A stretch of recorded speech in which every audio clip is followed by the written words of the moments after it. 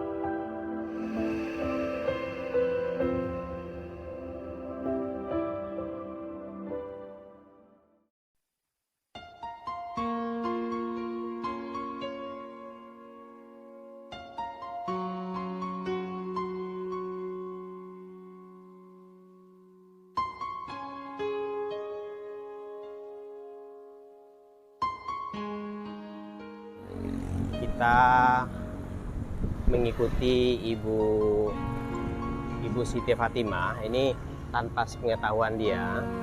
Kita jalan, ini kita ngambil gambar diam-diam. Kita ngikutin dulu seperti apa kegiatan dia sehari-hari, bagaimana perjuangan beliau dalam mencari nafkah untuk menghidupi anak-anaknya. Memang yang kita lihat begitu berat perjuangan Ibu Siti Fatimah. Tuh, sungguh miris ngelihatnya, kasihan sekali. Ini jarak dari rumah dia ini sudah sekitar 4 kilo. Sekitar 4 kilo. Ini dia berjalan terus sambil menggendong anak. Ini betapa miris melihat potret kehidupan masyarakat kita. Masyarakat yang kurang beruntung. Ini kita coba supaya dia tidak melihat keberadaan kita. Kita berhenti dulu aja.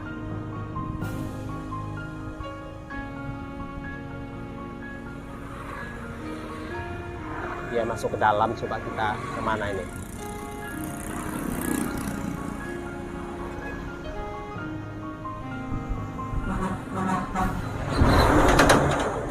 Tapi memang kita patut acungin jempol, angkat topi kita sama Ibu Siti Fatimah. Sebegitu sulit kehidupan dia, tetapi dia tidak pernah mengharapkan belas kasih orang. Dia tidak pernah bergantung kepada keluarga. Meskipun dia ada keluarga yang cukup ada, tapi dia tidak pernah mengharapkan. Dia tak pernah berharap kepada keluarga. Dia lebih suka mencari rezeki dengan kedua tangannya dan kedua kakinya. Itu yang membuat kita angkat topi dengan Ibu Siti Fatimah. Dan yang lebih membuat kita kagum dengan profesi dia seperti ini. Ibu Siti Fatimah berhasil mendidik anaknya, lulus SMK, kemudian bekerja di Jakarta. Dan sekarang Galih itu bekerja di sebuah perusahaan swasta dan dia bercita-cita ingin kuliah, juga kursus bahasa Jepang karena Galih punya cita-cita ingin bekerja di Jepang. Ya, kita support aja.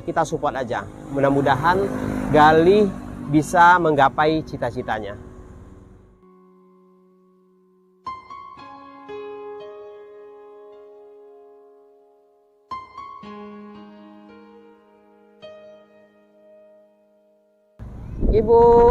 Ibu Siti lagi kerja? Iya, Pak. Wah, maaf Ibu, tadi saya ikutin. Ibu saya ikutin tadi, nggak apa-apa ya? Jangan marah, jangan tersinggung ya, nggak apa-apa. Nah, saya ingin melihat kegiatan Ibu. Kita boleh duduk sebentar, Bu? Kita boleh duduk sebentar? Di mana? Di sini aja ya? Ya udah, di sini aja.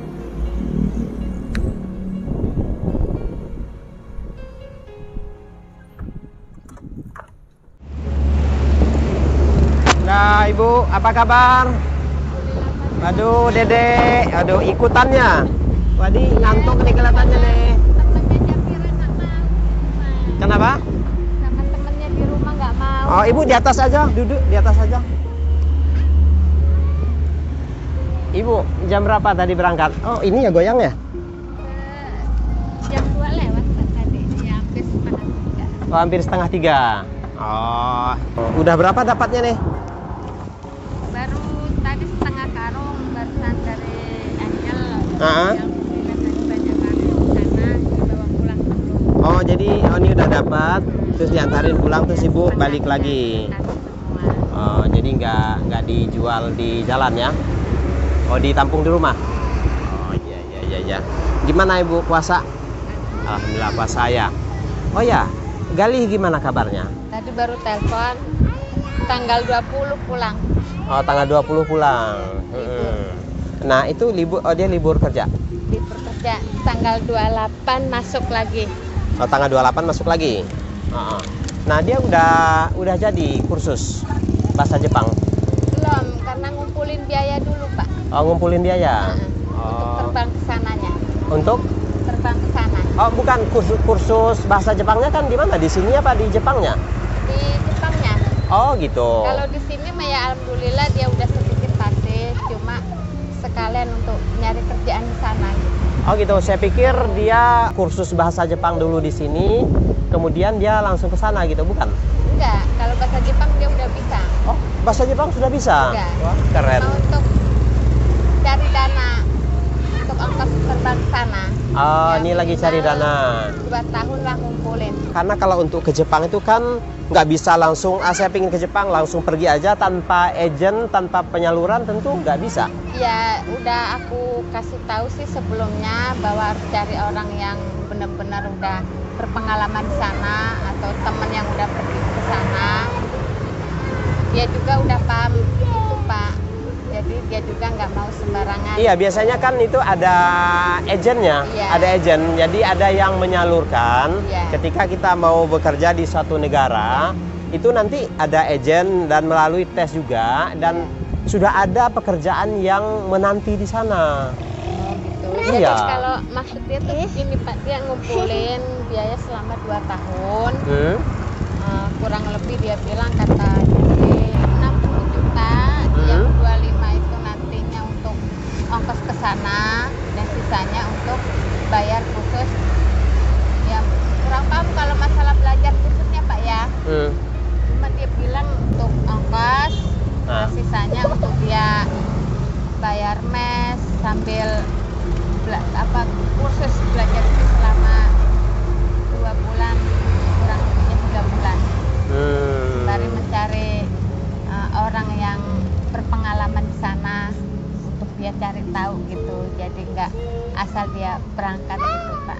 Ya, jadi jangan sampai nanti kita menemukan orang yang tidak tepat. Iya. Jadi harus benar-benar orang yang tepat, Bu, agen-agen yang tepat, yang benar menyalurkan Galih untuk bekerja di Jepang.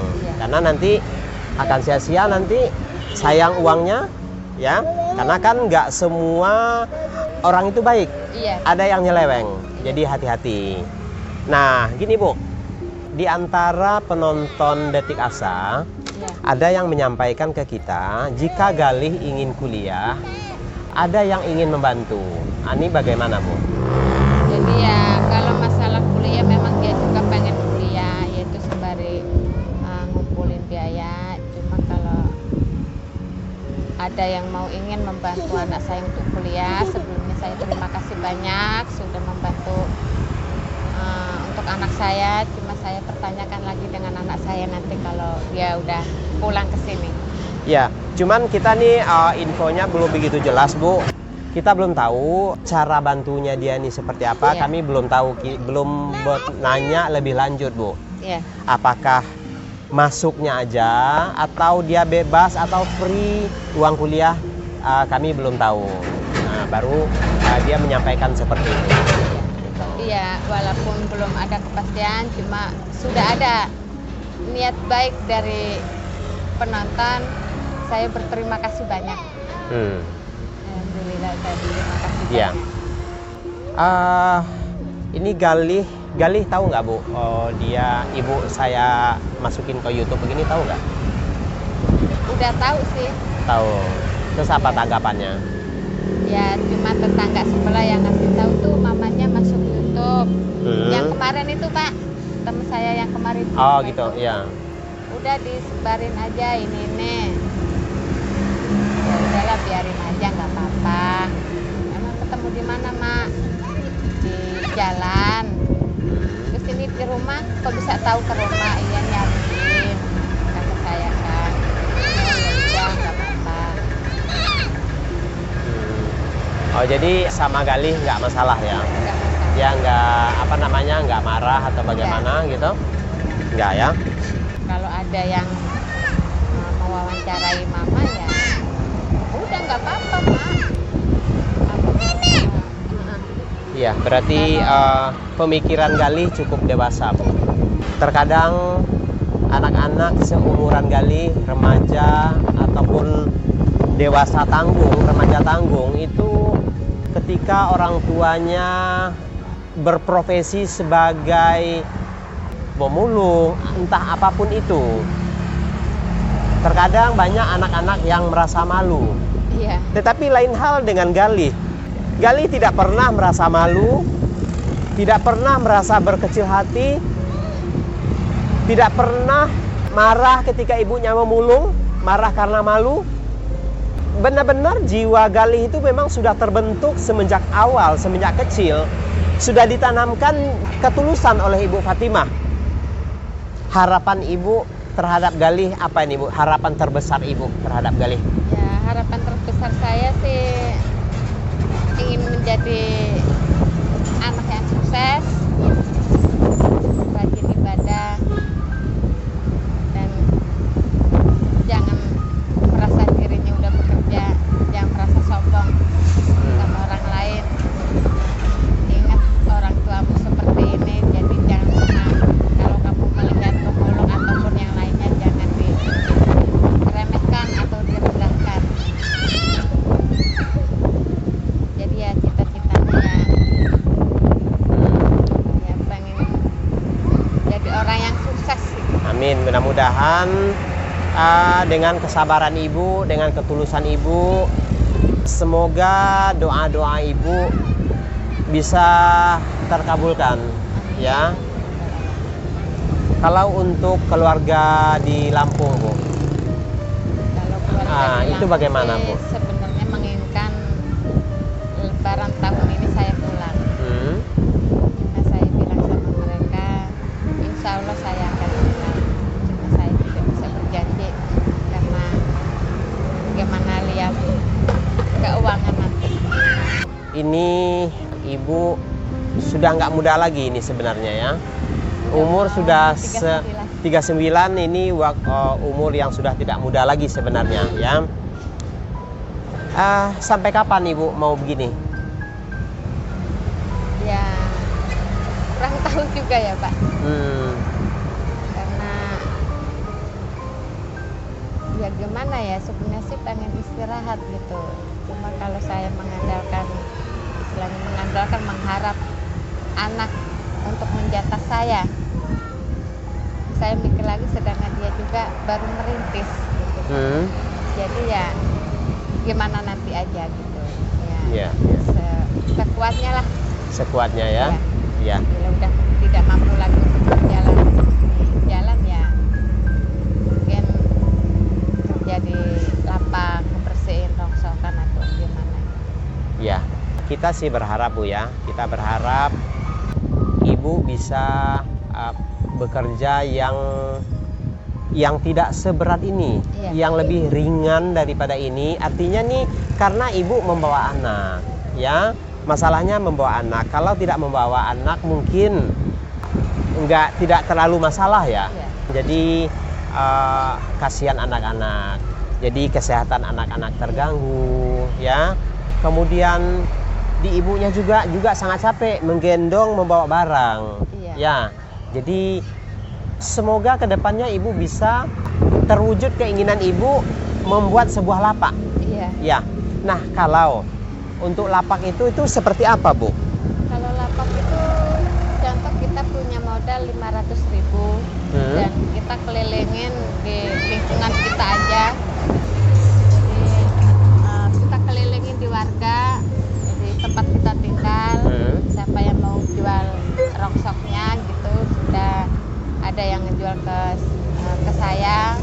Kemudian saya bawa pulang, nyampe rumah itu kita sortir kembali. Jadi kita pisah-pisahin botol, kardus, tutup, kaleng bekas kaleng susu beruang, bekas sprit itu kita pisah nantinya, Pak. Jadi kita ngebeliin, jual beli barang bekas. Ya, tetapi kalau untuk Ibu buka lapak tentunya Ibu butuh tempat yang besar ya, yang luas ya. Ya, tapi kalau untuk merintis dulu mah kayaknya cukup. Masih bisa di rumah masih itu. Bisa, soalnya kan Gali udah kerja, jadi kamar itu mungkin saya tempatin untuk menaruh kardus yang bersih, botol-botol yang udah disortir yang bersih, bisa ditaruh di situ. Berarti Kalau yang terlalu kotor kita taruh di luar. Jadi sementara waktu kamar itu mau saya buat difungsikan ya. gudang gitu. Ya. Oh, berarti bisa memanfaatkan fasilitas yang ada ya. Artinya ini tidak perlu Ibu mencari rumah yang besar, halaman yang luas ya. Masih bisa. Masih bisa Masih ya. bisa. Kemungkinan perkiraan satu mobil L300 itu udah dapat begitu, baru kita oper, kita jual. Uangnya kita untuk modal lagi. Berarti nanti itu kalau untuk sarananya apa aja? Timbangan ya? Timbangan aja. Timbangan.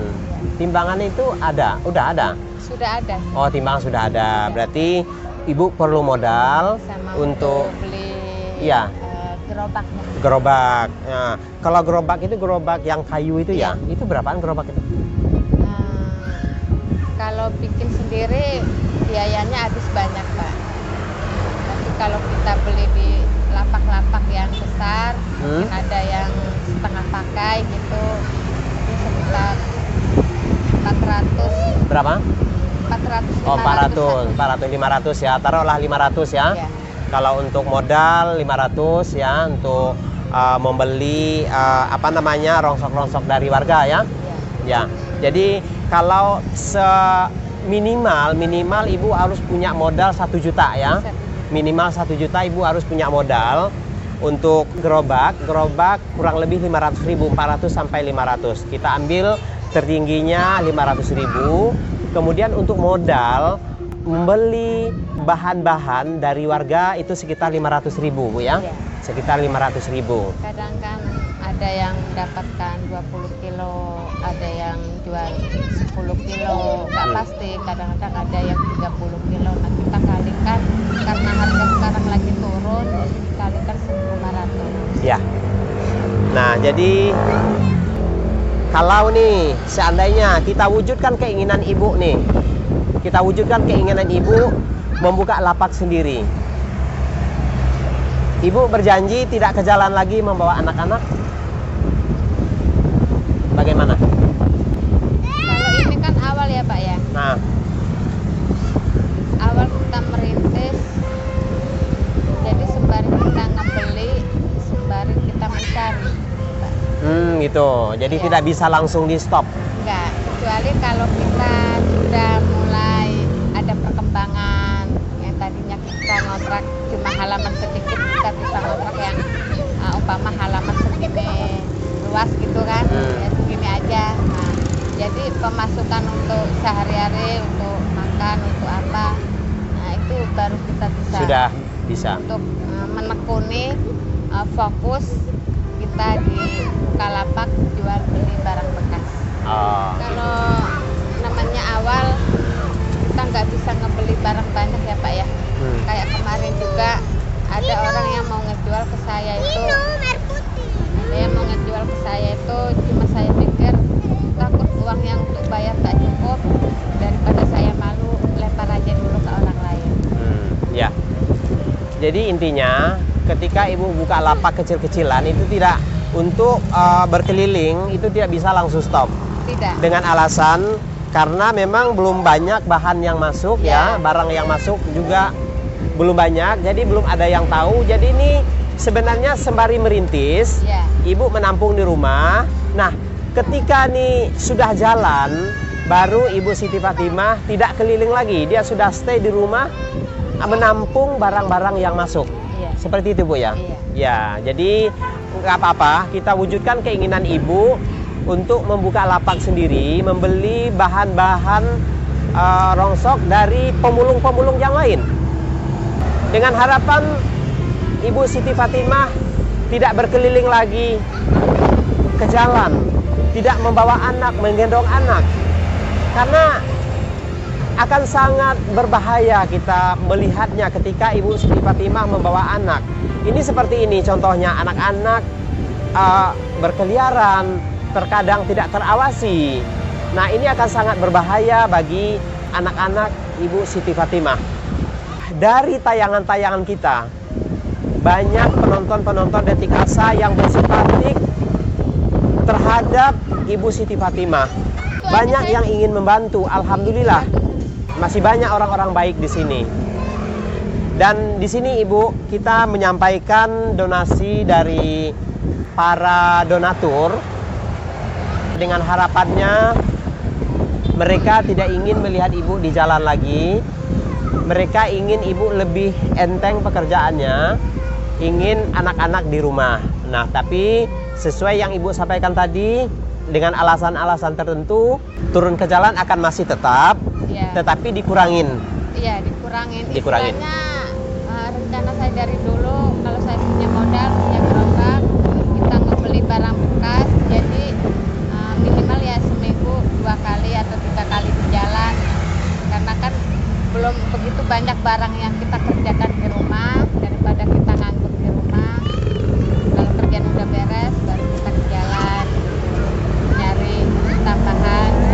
Itu kalau udah agak lumayan barang yang saya beli atau udah banyak kan, otomatis saya nggak bisa pergi lagi. Kalau saya pergi, ya mengurus barang, merapikan barang itu tidak ada.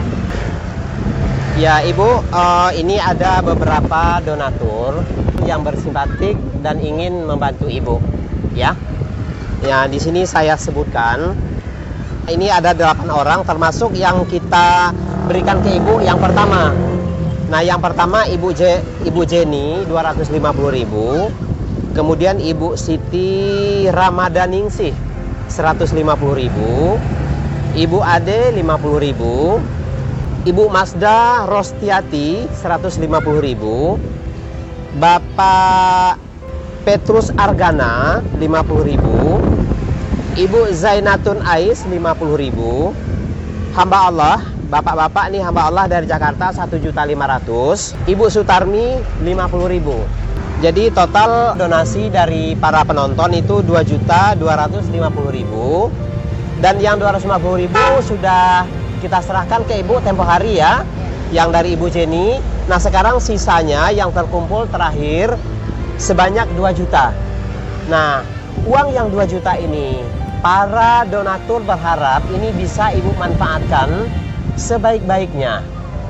Manfaatkanlah untuk keperluan yang tepat, bukan konsumtif, bukan untuk konsumtif yang hal-hal yang tidak bermanfaat.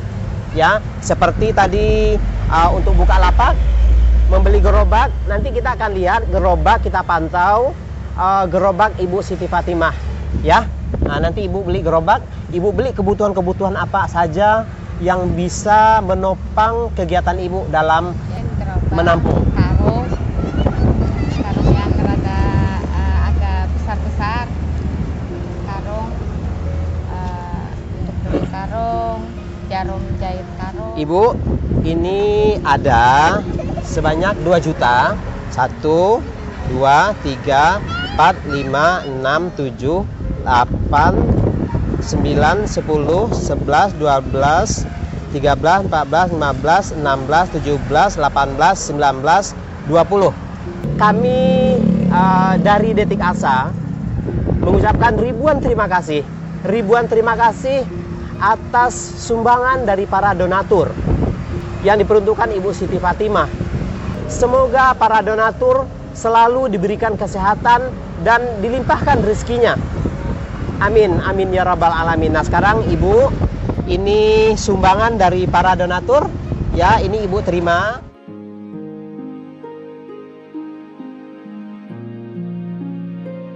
Saya ucapkan banyak-banyak terima kasih kepada para donatur, para orang-orang baik yang sekiranya telah menyisihkan sedikit-sedikitnya kepada saya untuk membantu keluarga saya atau untuk modal usaha saya.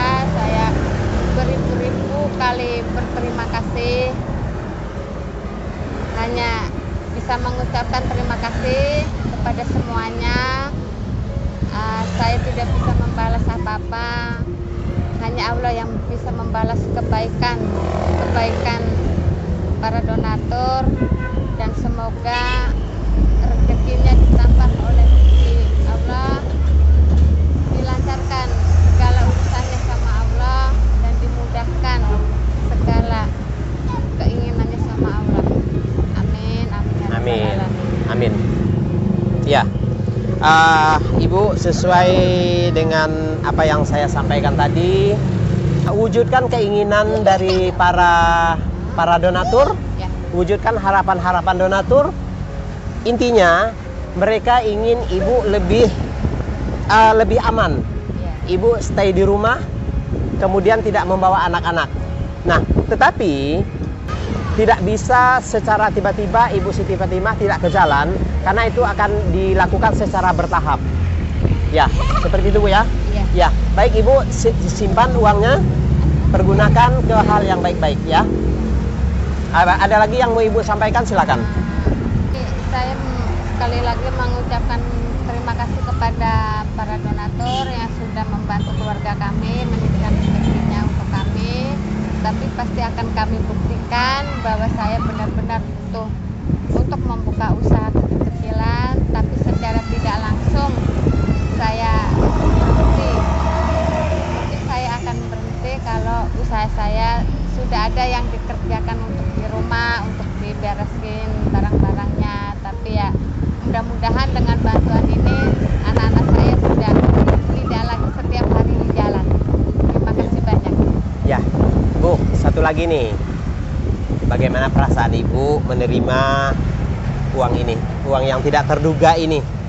Ya rasanya sih ya pengen nangis. Iya. Sebenarnya pengen nangis ya? Pengen nangis, sebenarnya pengen nangis karena ya istilahnya kita minta bantuan sana sini dari dulu untuk Bukalapak ya hanya bisa berusaha sendiri ya. Alhamdulillah dengan doa saya yang gak lepas setelah sholat, alhamdulillah. Ya inilah, Allah memang maha besar, Allah maha tahu setiap yang apa hambanya inginkan. Amin. Alhamdulillah Bu ya. Ya Ibu selamat. Ini selamat ya, Ibu sudah dapat dari penonton. Kami mohon pamit. Banyak Pak ya. Ya, harapan saya ketika nanti saya berkunjung ke rumah Ibu, harapan itu sudah terjawab, sudah terwujud. Harapan ada gerobak, ada lapak. Ya, baik. Kalau masalah lapak ya halaman itu tadi. Ya boleh, apapun itu yang penting Ibu memfungsikan rumah sebagai lapak, boleh, nggak apa-apa. Ya kecil-kecilan dulu. Mudah-mudahan nanti dari situ berkembang, Ibu bisa mencari tempat yang lebih luas. Ini kebahagiaan yang sangat yang kami rasakan. Demikian juga oleh kebahagiaan oleh Ibu Siti Fatimah mendapatkan sumbangan dari para penonton Detik Asa. Kami hanya berharap semoga orang-orang baik di luar sana selalu melihat kiri dan kanan, melihat orang-orang yang membutuhkan, bisa berbagi dengan sesama. Dari kisah Ibu Siti Fatimah, banyak hal yang bisa kita petik. Pelajaran hidup dari Ibu Siti Fatimah yang betul-betul menginspirasi kita semua. Terima kasih juga buat Ibu Siti Fatimah sudah menginspirasi kita semua dengan ketulusannya, dengan keikhlasannya, dengan kegigihannya. Semoga kedepannya Ibu Siti Fatimah selalu diberikan kesehatan dan rezeki yang berlimpah. Amin amin ya robbal alamin. Baik teman-teman, terima kasih sudah mengikuti perjalanan kami. Akhir kata, wassalamualaikum warahmatullahi wabarakatuh.